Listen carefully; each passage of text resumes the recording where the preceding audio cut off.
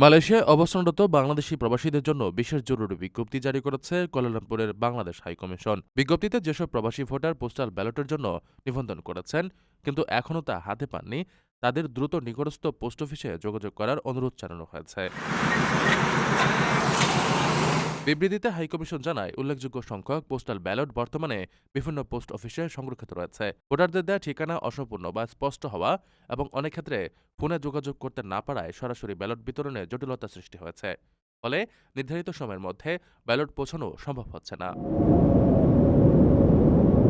High commission সতর্ক করে বলেছে, সময়মতো ব্যালট সংগ্রহ ও তা যথাযথ প্রক্রিয়ায় ফেরত না পাঠালে প্রবাসীদের ভোটাধিকার প্রয়োগ ব্যাহত হতে পারে।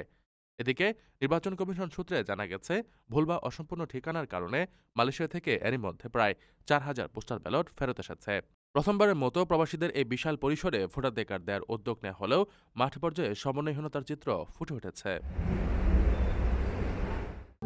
প্রবাসীদের জন্য নির্মাণ হচ্ছে দেশের প্রথম স্মার্ট সিটি, যেখানে থাকছে স্কুল, মসজিদ, হাসপাতাল, সুইমিং পুল, হেলিপ্যাড, পাঠাগার, জিম, সুপারমার্কেট, শিশু পার্ক সহ সকল নাগরিক সুবিধা।